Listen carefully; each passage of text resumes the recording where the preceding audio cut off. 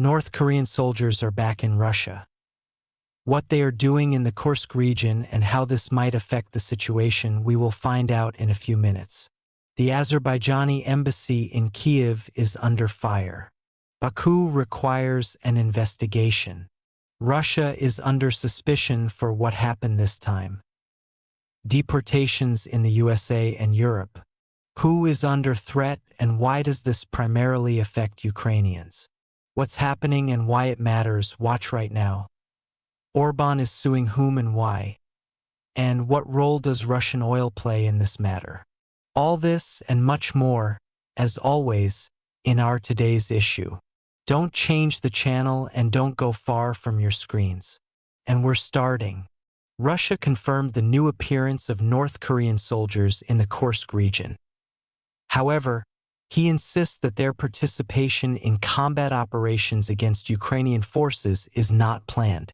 This was reported by military correspondent Alexander Kotz in the publication Lenta.ru.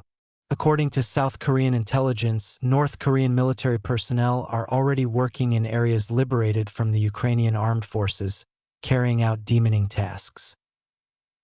We kind of found common ground. If we used to give certain commands with gestures, now we've learned the commands in Korean, and accordingly, our instructors are now giving instructions specifically in Korean. Our Russian official sources did not comment on this information for a week and a half, but later confirmed cooperation with the North Korean military.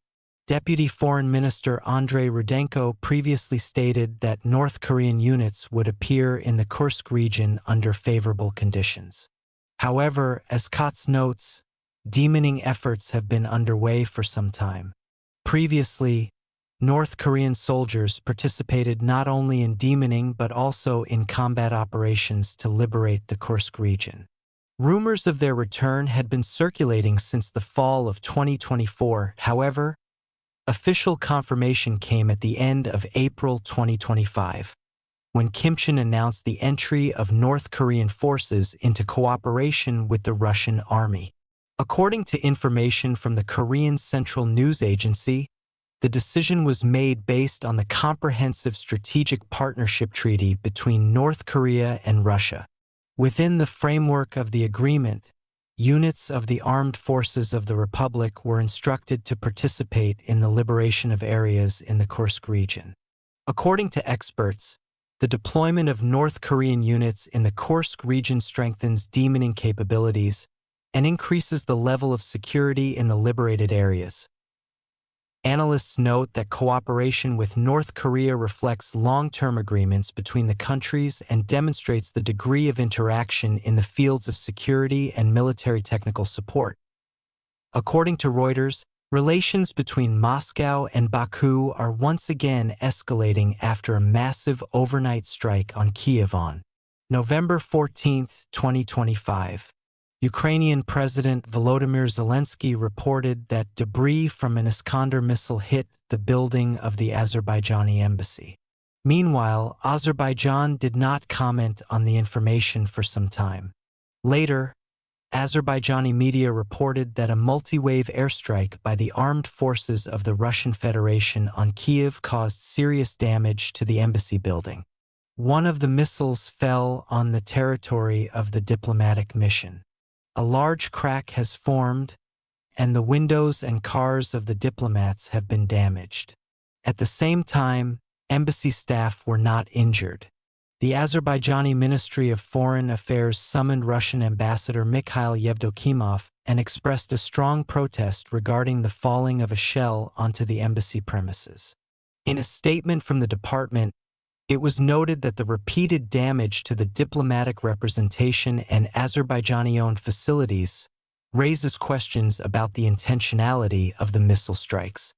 The country's foreign ministry called such actions unacceptable and demanded that the Russian side conduct an investigation and provide detailed explanations. In a phone conversation with Vladimir Zelensky, Azerbaijani President Ilham Aliyev expressed serious concern and emphasized that such attacks on diplomatic missions are unacceptable under the norms and principles of international law, according to the Minval publication.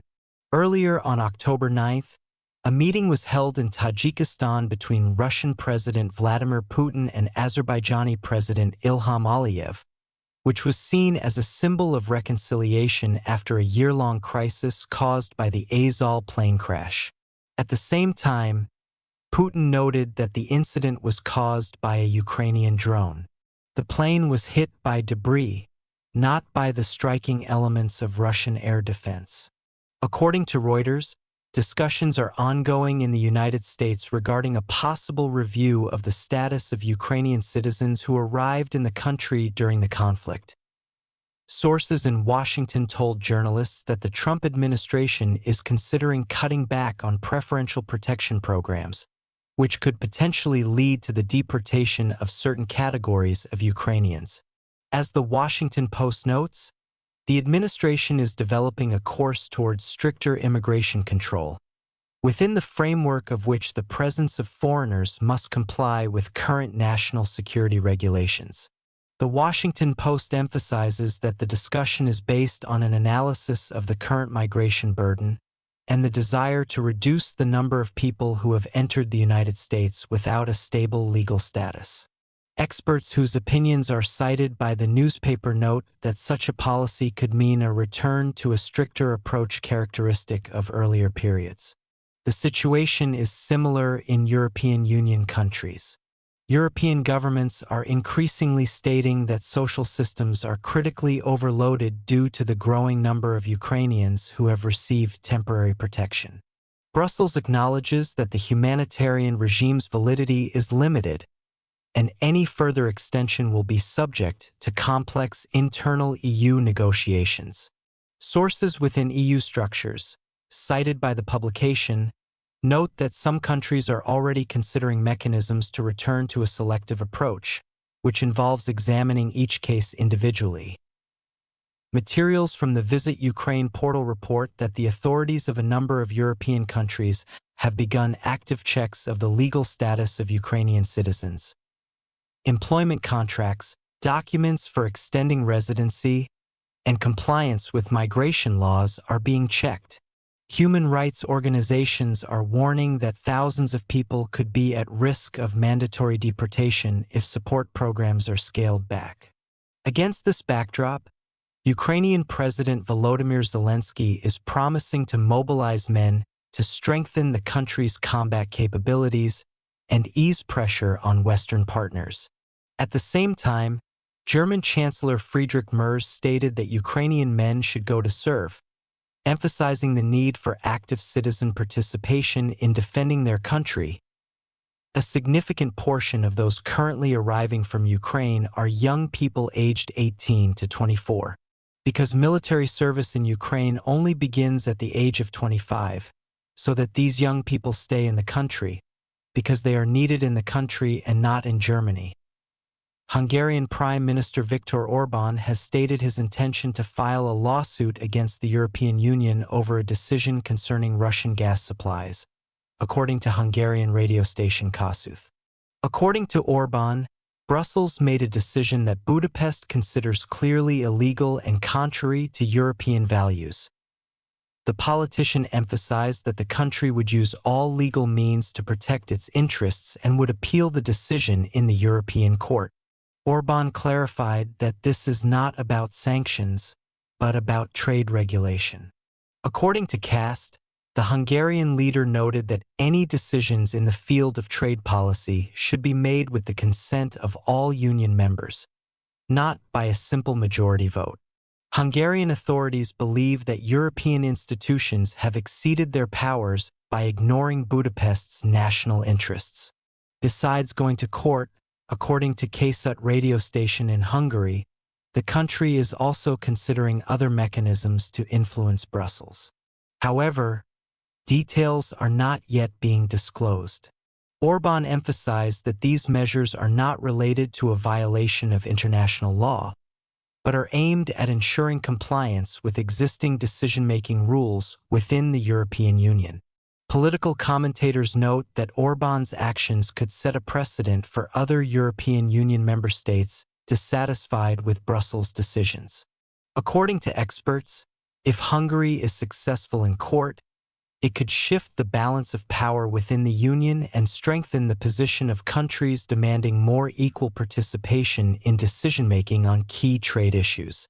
Given the current situation, where Europe is striving to reduce its dependence on Russian gas, Hungary's position is controversial and raises questions about EU unity.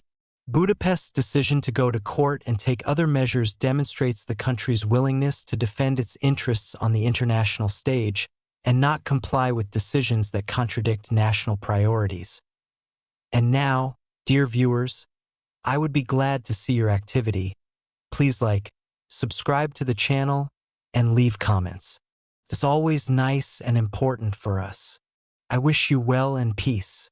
That was the Wave of Events YouTube channel team and your ever-present host, Valerie. See you soon.